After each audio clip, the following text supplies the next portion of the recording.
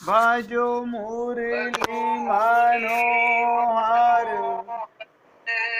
नंद लाला। भज गिरिधर गोविंद गोपाला। भज गिरिधर गोविंद गोपाला। भजो मुरली मनोहर नंद लाला। भजो मुरली मनोहर नंद लाला। भज गिरिधर गोविंद गोपाला। भज गिरिधर गोविंद गोपाला। भजो मुरली मनोहर नंद लाला। भजो मुरली मनोहर नंद लाला।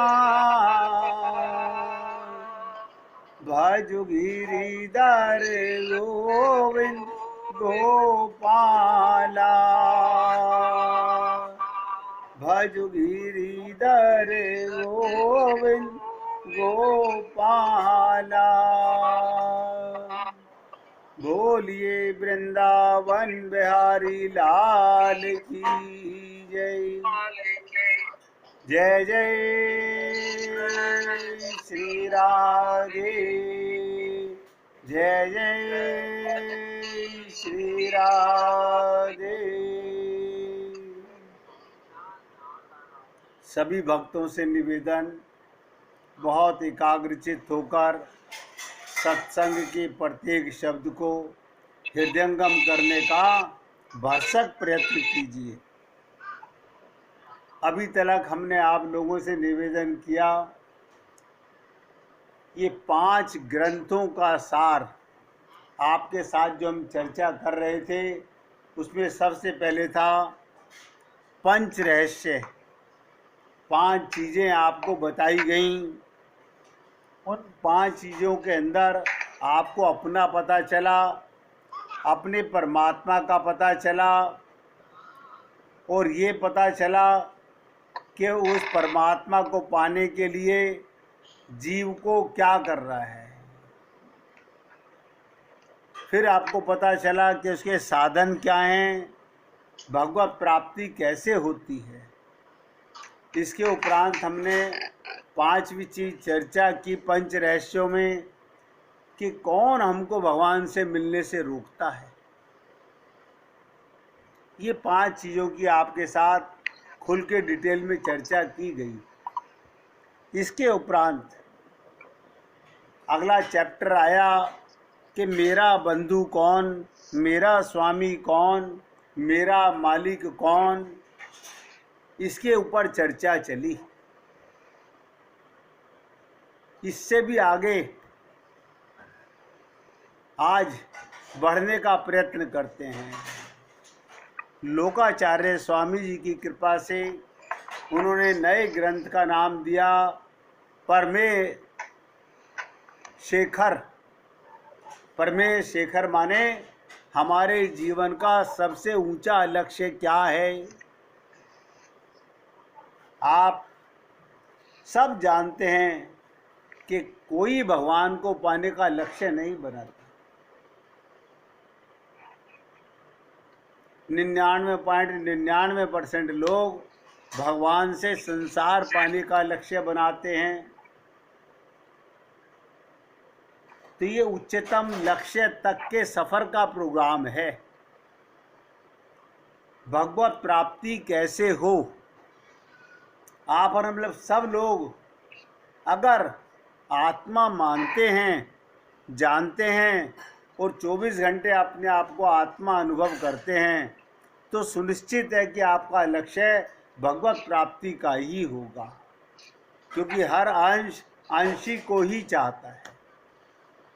अभी आपका लक्ष्य है, आप अभी भी भ्रमित हैं, मन के गुलाम हैं, या अभी तक लक्ष्य बनाया नहीं है।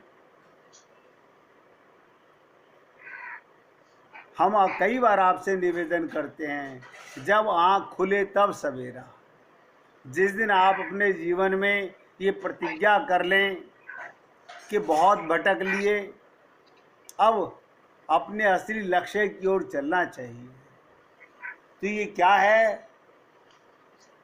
हमारा जीवन सफल कैसे हो, जिसके लिए भगवान ने कृपा करके हमें मनुष्य शरीर दिया, वो लक्ष्य कैसे प्राप्त हो।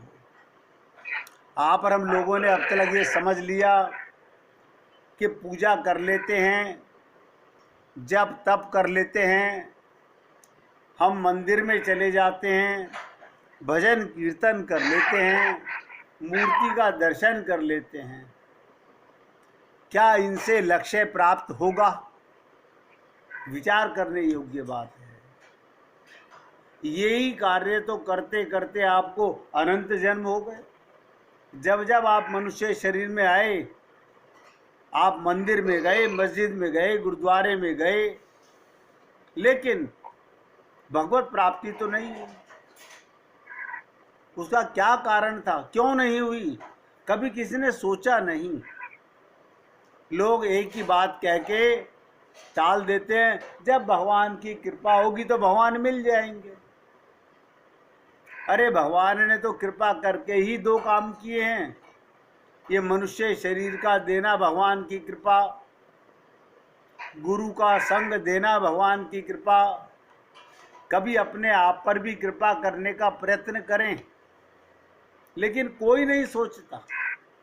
मैं तो देख रहा हूँ, महसूस भी कर रहा हूँ और अनुभव में भी आ रहा है, लोग अपना टाइम पास करने पर लगे हुए हैं।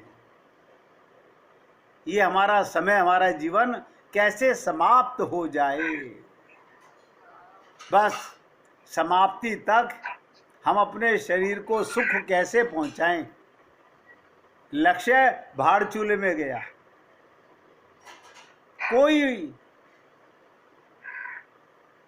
ध्यान से सुनिएगा, कोई मन में चाहना बनाता ही नहीं। कोई उसे पाने के लिए ना तड़पता है, ना बेचैन होता है, ना गुरुओं से जाके प्रश्न करता है। लेकिन क्योंकि मैं आपके साथ इस ग्रंथ पर चर्चा करना चाहता हूँ, तो परम लक्ष्य भगवत प्राप्ति के लिए साधना एक मार्ग है, सफ़र की शुरुआत है। आप कहीं सफ़र में जाते हैं तो अपने बैग में सामान रखते हैं। आप देखते हैं मैं कितने दिन के लिए जा रहा हूँ, उतने दिन के कपड़े रख लूँ, अपने नहाने का, अपने खाने पीने का, हर चीज़ का सामान लेकर के चलते हैं। इसी प्रकार से ये भगवत प्राप्ति की साधना भी सफ़र है। अब आप सोचिएगा, इस सफ़र के अंदर आपको साधना करने के लिए, भगवत प्राप्ति करने के लिए, भगवान को पाने के लिए, इस सफ़र में जाने के लिए, अपने लक्ष्य तक पहुंचने के लिए कुछ सामान आपको इकट्ठा करना पड़ेगा। उसकी चर्चा करेंगे आपसे।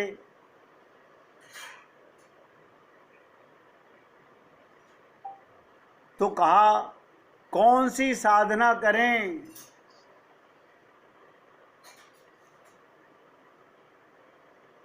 उसके ये क्या चीज़ छोड़नी है और क्या अपनानी है, और उसको पाने का, लक्ष्य तक पहुंचने का क्या उपाय है।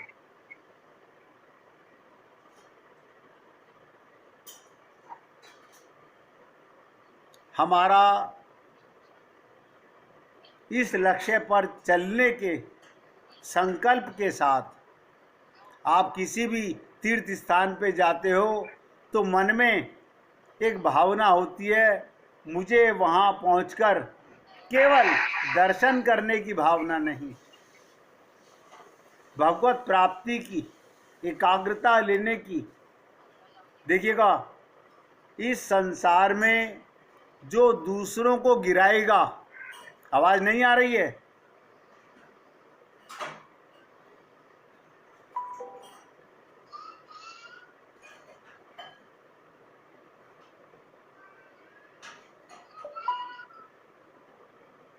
अब आ रही है आवाज? अब आ रही है। जो दूसरों को गिराएगा, बहुत से लोग क्या करते हैं, मंदिर में भीड़ होती है, धक्का देके आगे जाने का प्रयत्न करते हैं, पीछे छोड़ के आगे निकलने की कोशिश करते हैं। याद रखिएगा, जो दूसरे को पीछे करेगा अपने को आगे ले जाना चाहेगा। जो किसी को पीछे करेगा वो स्वयं पीछे हो जाएगा। जो दूसरे को अपने से आगे करेगा वो ऊपर उठ जाएगा और आगे पहुंच जाएगा। ये संसार एक धर्मशाला है। आप मुझे बताइएगा, क्या आप जब धर्मशाला में जाके कमरा बुक कराते हैं तो वहाँ अपना परमानेंट रूम बुक करा पाते हैं? तो संसार तो एक धर्मशाला है। यहाँ पर आपने अपना परमानेंट मकान, लोग कहते हैं हम रहने वाले तो वहाँ के हैं। अब ठीक है, शरीर का परिचय देते हैं कि शरीर कहाँ पर हमारे पूर्वज पैदा हुए, लेकिन कोई अपने लक्ष्य को नहीं जान पाता। इसलिए आप सबसे निवेदन कर रहा हूँ, ये संसार रूपी धर्मशाला में आकर अभिमान, द्वेष, अपनापन छोड़कर सबके साथ नम्रता का व्यवहार कीजिए। ये संसार केवल एक धर्मशाला है, यहाँ किसी का अपना कुछ भी नहीं है, केवल अपना माना हुआ है।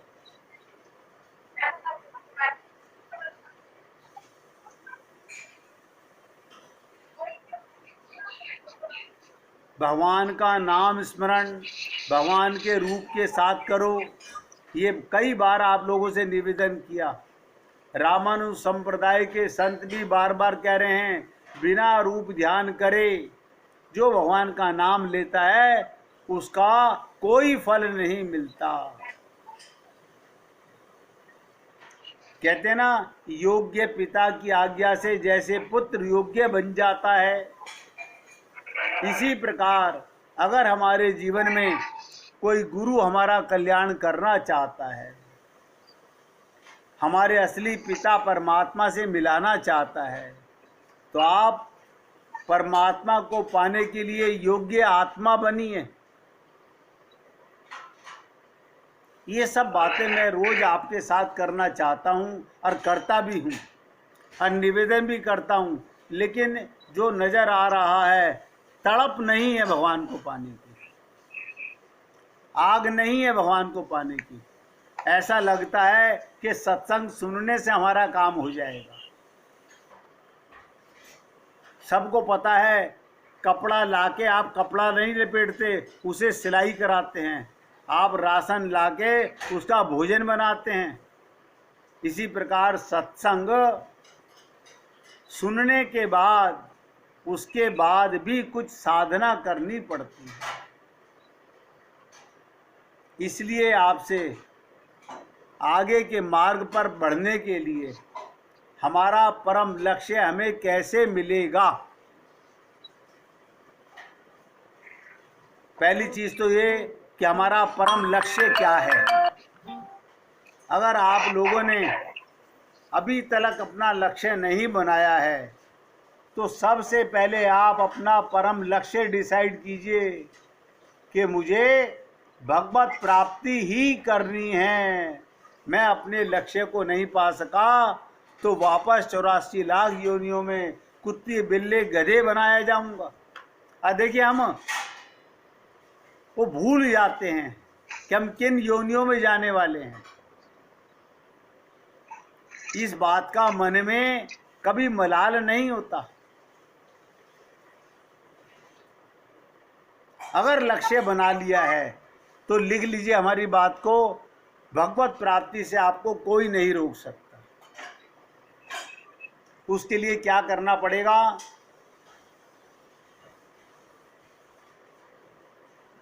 कहते हैं निर्हेतुक कर्म करना पड़ेगा। शरीर से, इंद्रियों से कोई अपनी चाहना ना करके कर्म करना पड़ेगा। उसे कहते हैं निर्हेतुक कर्म।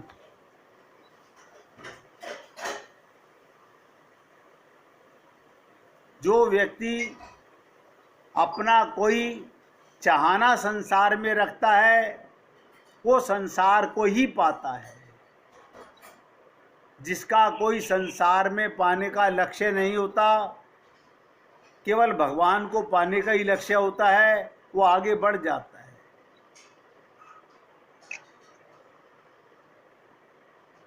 इससे क्या होता है? जब जीव निर्हेतुक बन जाता है, जिसका अपना कोई स्वार्थ नहीं होता, इसे निस्वार्थ भी कह सकते हैं। अब आप देख लीजिए, यहीं पर पहली ही कसौटी पर देख लीजिए, लक्ष्य तक पहुंचने के लिए आपके मन में स्वार्थ तो नहीं है।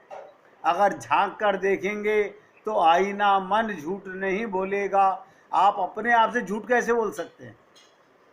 आप अपने आप को धोखा नहीं दे सकते। आपको अपने आप पता चलेगा, हाँ स्वार्थ तो है। क्या स्वार्थ है? मैंने परिवार को अपना माना हुआ है, ये भाई मेरा है, ये पति मेरा है। अपने लक्ष्य से भटक कर मीरा कहती है मेरे तो गिरधर गोपाल, दूसरों ना कोई। और आप और हम लोग पहले ये मेरे हैं, इसके बाद भगवान के लिए सोचेंगे। यही एक कारण रहा है हमारा जीवन में। हम स्वार्थी हैं नंबर 1, क्योंकि असली स्वार्थ भी नहीं जानते। क्योंकि स्वयं का नहीं पता तो अर्थ का क्या पता होगा। तो जो भी कर्म आप कर रहे हैं वो भगवान नोट नहीं करते। मैं आपसे ये नहीं कह रहा हूं कि आप कोई पाप कर रहे हैं, लेकिन जो भी कर रहे हैं, आपकी पूजा, आपका पाठ, आपकी भक्ति, वो स्वार्थ में आ जाती है, वो परमार्थ के लिए नहीं होती। सब में भगवान को देखकर नहीं करते। छोटी छोटी सी बातें हैं, संकल्प करोगे आगे बढ़ जाओगे। इससे क्या होगा? भगवत भक्तों में, भगवान के रसिकों में, भगवान के संतों में, यानी विषय की सन्मुखता होती है। क्या मतलब? अभी हम लोग परिवार में जाते हैं, संसार में जाते हैं, रिश्तेदारों में जाते हैं, तो हम उनको अपना सगा संबंधी मानते हैं। मन है ना, क्या करे? अज्ञान है, मानते हैं उन्हें अपना। ये जानते हुए कि ये अपने को आत्मा नहीं मानते, मैं तो मानता हूं। यहाँ केवल मुझे व्यवहार करना है, एक्टिंग करनी है। लेकिन अपने साथ 24 घंटे याद रखिएगा, नित्य भगवान का अपने साथ महसूस करो। ऐसा करने वाले की मन संसार से हटके भगवान के भक्तों में लगने लग जाता है। वो उन्हें अपना मानने लगता है, अपने गुरु को अपने सन्मुख ले आता है। जो भगवान के प्रेमी हैं उनके सन्मुख हो जाता है। फिर पैदा होती है इच्छा, मुझे क्या छोड़ना है। आप मुझे बताइएगा, आप सफ़र में जाते हो, क्या अपना घर का टेलीविज़न, अपने घर का फ्रिज, अपना सोफ़ा, अपना बेड साथ ले जाते हो?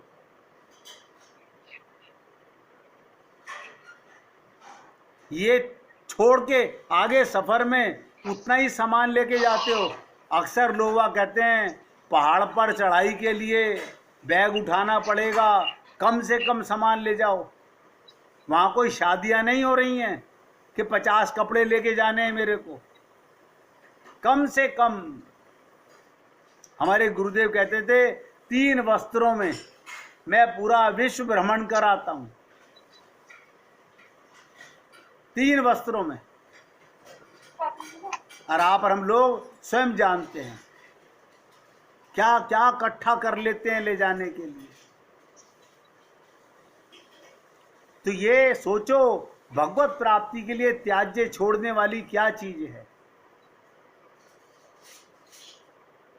और उसे पाने के लिए क्या क्या लेके जाना है। ये लेके कहाँ जाना है, छोड़ के कहाँ जाना है, मैं सामान की बात नहीं कर रहा हूं। आपके मन में संसार रहता है, जा रहे हो गुरु के पास, परिवार को अपने अंदर रख के ले जा रहे हो। आप सोचिएगा आप छोड़ के क्या आए हो। आप कहोगे नहीं हम अपने परिवार को पीछे छोड़, कोई पीछे नहीं छोड़ के आया। आपके मन में तो परिवार बैठा हुआ है, फिर लक्ष्य पे पहुंचोगे कैसे। मन को खाली करके आगे बढ़ोगे। अब गुरु के पास जाकर के भी, प्रकाश में जाकर के भी अंधकार को साथ ले जा रहे हैं। आज तक लक्ष्य क्यों नहीं मिला हमारे को, आज तक हमें भगवत प्राप्ति क्यों नहीं हुई। कोई पहली बार सत्संग सुन रहे हैं। जब जब हर जन्म में हमें मनुष्य शरीर मिला, हर जन्म में मनुष्य शरीर में हमें संत महात्माओं का संग मिला, लेकिन कुसंग नहीं छूटा, परिवार की ममता मोह नहीं छूटी, नहीं छूटी। इसलिए मैं तो आप लोगों से निवेदन कर रहा हूं, ये सोच लीजिएगा, भ्रमित मत कीजिएगा कि अब तुम रोज सत्संग सुनते हमारा परम पद हो जाएगा। सत्संग सुनने से कुछ नहीं होगा। आप अपने घर में गीता, भागवत, रामायण, अनंत ग्रंथ ला के रख लीजिएगा, उनसे क्या होगा। जब तक हृदय में राम नहीं, गोविंद नहीं, तो लक्ष्य कहाँ है।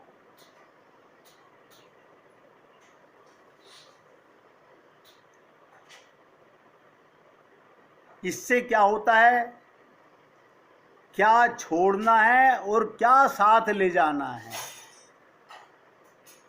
त्याज्य क्या है, आप मुझे बताइए। मंदिर में जा रहे हैं, हाँ जा रहे हैं, वहां पर भी पूरा परिवार साथ जा रहा है।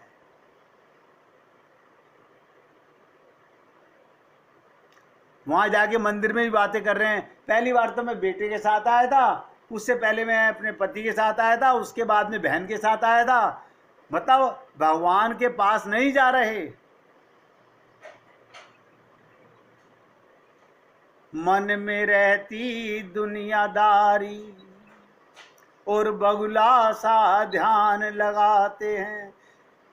जिसको देखो, मैं तो रोजमर्रा की जिंदगी में अपने साथ देखता हूं, लोग वाग 5 मिनट भी चुप नहीं बैठते। अगर हाथ जोड़ के कोई निवेदन भी कर दे कि सत्संग चल रहा है, कृपया बातें मत करो, लेकिन नहीं बाज आते अपनी आदत से।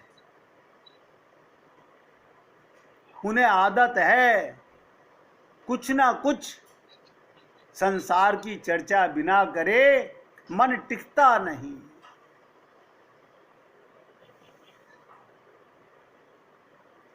पाना चाहते हैं राम रस। अब बताइए, सबको पता है कि हरि व्यापक सर्वत्र समाना।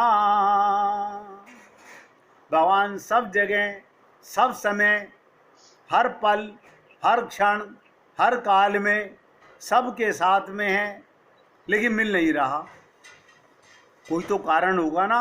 अब आप मुझे बताइए, क्या भगवान नहीं मिलना चाहता, क्या हम नहीं मिलना चाहते। देखो कमाल की चीज, भगवान भी हमें मिलना चाहता है और हम भी भगवान से मिलना चाहते हैं। अब आप सोच के बताइएगा।